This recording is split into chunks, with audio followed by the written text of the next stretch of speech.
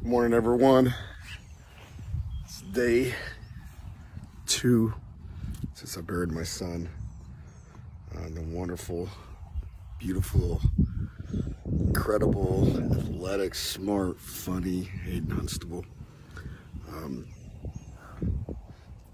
It's been a really interesting road, to say the least.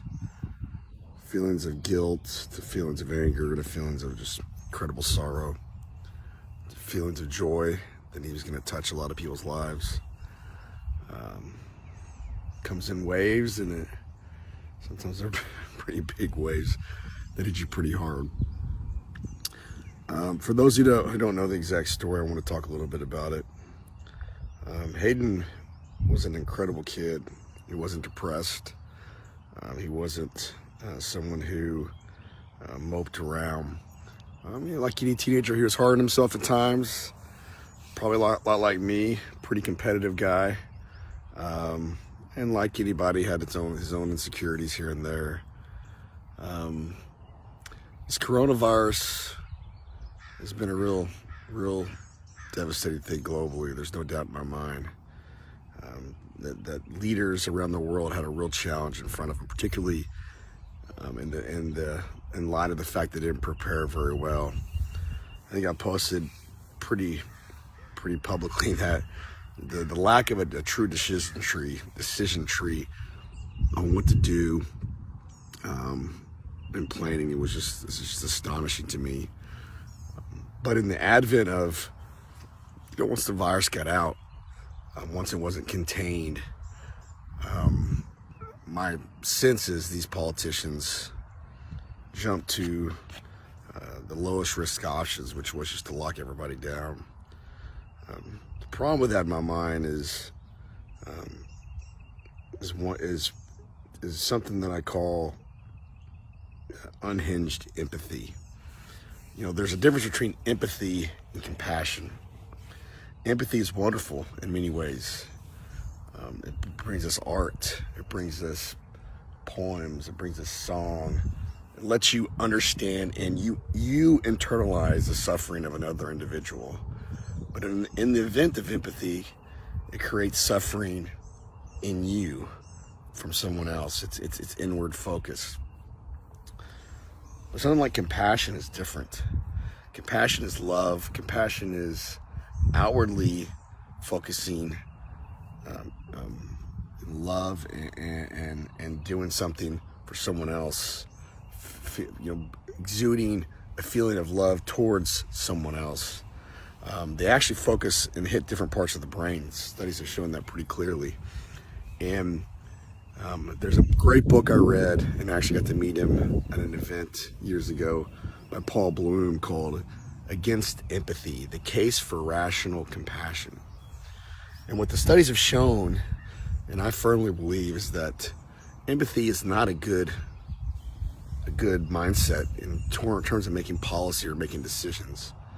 Rather, the more logical, the more rational way to do it is through something like rational compassion. And here's an example.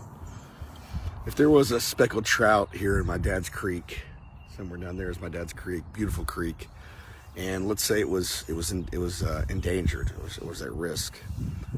Nothing wrong with wanting to solve that problem. Nothing wrong with trying to take steps to prevent the extinction of a species, which is absolutely horrendous. No one wants that. But if you empathize so much with the speckled trout that you become irrational, that everything else be damned, it's no longer something that makes any sense. And the same is a better way to make a decision around what to do about the speckled trout is something more along the lines of rational compassion. Let's be rational. Let's be compassionate, but it has to be rational. And with the action these politicians took created suffering, and my fear, far beyond, and for generations, of what is happening with the actual virus itself. And look, I'm the first to say that the decisions that these guys had to make were tough, and they're not experts. But most leaders, most really good leaders, most historically great leaders were not necessarily experts at anything other than how to lead people and how to smartly make decisions. There were other solutions here, and this didn't have to happen. The most obvious one to me is obviously if they prepared with testing and had some plans in place that would have guided them on what sort of risks to take and what sort of suffering to allow. We have traded off one group's of suffering for another group's of suffering. And that's a hard decision. That's not lost on me.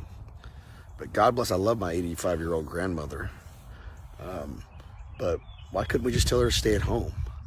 Why couldn't we spend all the money that we're spending on all this economic damage and dump it all, or dump a fraction of it probably, at the high-risk areas, nursing homes, New York City, big crowded institute, places where there's lots of chance of transmission. To me, there was this full, complete lockdown is a joke, and not a joke because I'm not worried about everybody, not worried about the coronavirus, and maybe it eventually kills me. It was a joke because it just doesn't seem like the right decision. This one size fits all to the globe just doesn't make any sense. And it's a complete failure on behalf of the global leadership community. And these politicians need to be held accountable. Both our local judge here in Tarrant County, the local judge in Dallas, our state governor, Trump administration, absolutely. Previous administrations, these people have failed. And you know, I'll be damned if it doesn't affect me to the point where I'm going to go out and influence the change to make sure this doesn't ever happen again. My son died from the coronavirus, as I mentioned, but not in the way you think. The human condition is not to be socially isolated. And I heard someone say, well, it's like summer for these kids. It's not like summer for these kids. It's just not. Anybody says it's an idiot. This is not summer. You got parents who are stressed out because they lost their jobs. That's not like summer. You got kids who have no interaction with their friends other than through Fortnite and FaceTime. That's not like summer. You have kids who can't go run off their energy at PE class. They can't get that one hug from their teacher that they needed. There's social and emotional challenges beyond comprehension.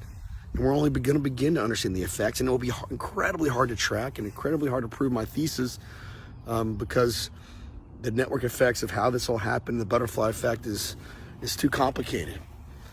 But my belief is that we have a bubble, a social and emotional bubble that's about to burst, and it's been coming for a while.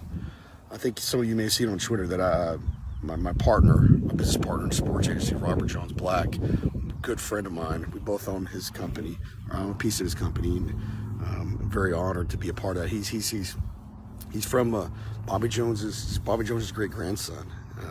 We worked very close with that family to help the Bobby Jones brand, and through that process became very close with Evander Holyfield, and now we work closely with Evander. I got to know him well, and his CEO Chester at the Masters, and spent 3 days with him, and just an incredible human beings.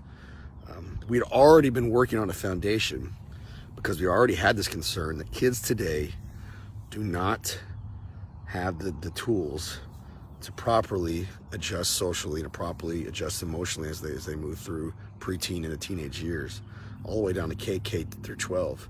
It needs to be taught, it needs to be broadened. Technology is evolving faster than we are as a species, than our brains are able to handle this. Our parents are able to change. Our governments are able to adjust, and corporations are able to build the policies in place. I know it's a little bit of a ramble, but I just don't understand why we made the decisions we made, and it comes down fundamentally to me to just poor leadership. And this foundation that we're working with Evander, we'd already been working with it for a long time. And I remember when the virus started, Evander's foundation and this new program we have is targeted towards social and emotional development of K through 12, and something I was already very passionate about. Evander is very passionate about. My partner Robert Jones Black is very passionate about. We all have kids. We all see the challenge. And when the virus happened, I remember distinctly calling Robert a couple months ago, and I was like, man, we got to launch, man. We got to get going. We got a bubble of social and emotional tragedy about to burst. And I didn't know that I'd be, part of that, and maybe even one of the first cases of that. My son, the story behind my son, for those who want to know, back in December, he got a brand new monitor for Christmas. That's what he wanted. He was a big time gamer, and I got nothing wrong with gaming. I'm not a huge fan of the dopamine economy, but I was a gamer, but it was a different kind of game. Little Mario guy jumping up and down, hitting blocks at his head. Not quite the same as the games today, but I've rolled with it. I like e-gaming. I think there's a lot to be said about games if they're done correctly, and parents can have the ability and have the skills to sort of properly vet it and limit it and control it and all those things. But Hayden got this brand new Dell monitor, beautiful curved monitor. That was his big Christmas present. That's what he wanted to play Fortnite. He's an incredible Fortnite player, one of the top for his age in the country. And very proud of that gift. And that was wonderful for a couple months, right before as the virus was started. And back in February, like I used to do when I got mad at Mike Tyson's Punch Out or whatever it was, he got mad at Fortnite, turned around and chunked that controller over his head again, just like I used to do, and hit smack in the middle of that monitor, broke it. And we told him, son, you can't do that. I don't care about the monitor, but I care about how you react. It's just, you can't do that. When you're not getting another one. Sorry, dude. He negotiated and tried every which way to convince us, talking to my dad, we call him Pee-Pee, trying to get him to fix it, and you can't fix those new LCD monitors, or not cheaply at least. And but we said, you know what, if you opportunity to learn a lesson, do some hard work of your own, do some more chores around the house, you treat your sister nicer, and maybe we'll talk about it, we'll get you one. And he held up his end of the bargain. February, March, he worked his butt off, did some things around the house, did many things around the house. I could see just a wonderful change in how he treated his sister, which brother and sisters always fight. There's nothing unusual about that, but just learning. He was evolving, he was growing, he was becoming a man, 12-year-old boy. And, a week and a half ago, we had a wonderful day. Me and Hayden were supposed to go get haircuts at my office. Both of us were getting shaggy as can be. And my water in my well went out. And, I needed help to fix it. So I called the smartest guy I know, which was my dad. And I hadn't seen him because of the virus. I hadn't allowed him to go to work. I said, you got to work from home, man. I was worried about my dad just like everybody else. But he came over, helped me fix the well. It was a beautiful sunny day. We had a glorious time. Me, Hayden, and him fixing it. My dad even gave him a little mission that he had to watch something on the well. He was real proud of that. I remember Hayden come up to me in the kitchen, and I gave him the biggest hug, and I kissed him on the hair. I hugged him tight for some reason. I didn't know what would be the last time I'd hug him. My dad did the same, and we talked some more, and Hayden went upstairs to his room. My dad had to go. I had to take a phone call. April went to go pick up a friend. The social isolation, we kind of reached a point where we felt like it was counterproductive. So we're going to let her have her friend spend the night, and they were going to get some food. And my dad left, April left. I went into my room real quick. Just my little daughter, me and Hayden were at home. I took a call. It took about 25, 30 minutes. Walked outside, and my 8-year-old daughter came down the stairs and said, Hayden hung himself. And I ran upstairs. I tried. I want nobody ever feels to see what I saw and to feel this pain. I want nobody. And as we found out, You know, we were in shock the first couple days. Just where did this come from? How did this happen? I'm a horrible parent. Horrible. And come to find out that he had broke his monitor again. And in just a rash of emotion and probably anger at himself and maybe scared to get in trouble and embarrassed and all these emotions, you know, I went in his closet and rudimentally did something that I know he regrets. The kicker of it was 3 days before his 13th birthday, and he was so excited about that birthday. So excited about his birthday. And he was going to get a controller, some new controller that was going to really make his Xbox game better, or his Fortnite game better. And so when he broke his monitor, I believe he felt like he ruined his party. He ruined his birthday. He already couldn't have a birthday party because of social isolation. Imagine that as a 12-year-old boy. You know, that's got to be.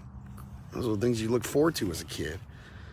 And then you accidentally ruin it because you break your monitor and you aren't gonna be able to use your birthday present here in a couple of days, and you can't go see your friends. And you're stuck.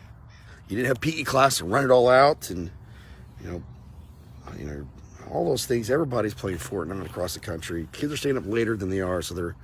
And again, they don't have the skills. We as a society, me as a parent, us as parents, haven't necessarily given them all the tools to properly handle. And in that moment, probably not understanding the finality of the situation, went in the closet and got himself in a situation I believe he couldn't get out of, and might have been an accident. My 8-year-old daughter saw some of it. We don't know exactly what. We'll let the counselors, professionals help us on that. But I know once she saw blood coming out his nose, she came and got me. She did the right thing. I don't think she even knew what was happening, but she knew blood. She came and got me. I ran upstairs. I didn't have my cell phone on me. And I told her, go get my cell phone downstairs. And she ran downstairs just like an amazing human being and got it for me. And I happen to have an AED, an automatic electronic defibrillator, in my house. And I said, go get that medical thing out of the pantry. She'd never seen it and didn't know what it was. And she brought that to me. Very proud of her. She was ready to execute. And I said, hey, you go outside and go. I'd called 911 by this point. I said, go outside, keep the door open, and wait for the cops. Wave them down. She ran outside as fast as she could. One thing I'm just immensely proud of her about is during that moment, about a year ago, we had done some training at my house. I'm a West Point grad, and probably should have done more training, but I said, hey, if there's ever an issue, you go run over to this guy's house, and if there's ever another issue, or if you can't get him, you go run to this guy's house. And rather than just waiting outside, this little girl, 8 years old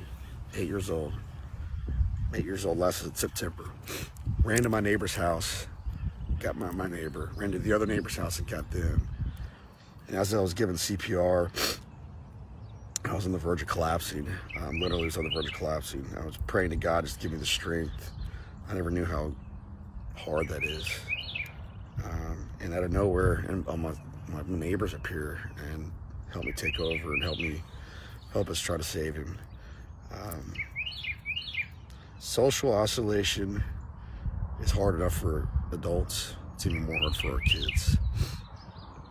And I've been saying COVID killed my son. I believe it, but not how we think. I believe my son would be alive today if he was in school. And that's not to discount the massive suffering around the world around this virus. But high-risk people who were already going to pass in a year, elderly people. I love my grandma, I love my parents. But even me, I'm only 41 years old. I've lived a lot of life. And what have we done for these next few generations? 24 million people unemployed. I don't know. But thank you all for listening to me. I need to get this off my chest. stay tuned for some stuff I'm going to do with four-time heavyweight champion Evander Holyfield and Robert Jones Black, my good friend, and Chester, his CEO. We're gonna do some big things. I want to do some big things with Linear Labs. I'm now one of Hayden's soldiers, who is a soldier of God. And what's a horrible tragedy, I'll be damned. I'll be damned if I don't make this a little bit better. And politicians, for those of you who made the decisions you made, I know you're not perfect, but there's got to be accountability. And not accountability like I'm doing it in a bad way. Accountability in what's legally right, my rights as a citizen, which is to speak out, which is to influence change. And if I don't think you're a good enough leader, I can spend my pocketbook and my time and my effort to get you out of there. To all my friends and family who have helped the Hunstables, both here and where I'm at today, at my beautiful dad's house in Granbury, Texas. That's where it all started with Linear Labs. To all you in Granbury, to all my friends around the world, to my friends in Aledo, Texas, thank you on behalf of Hunstables, my daughters in April, and to Hayden's friends.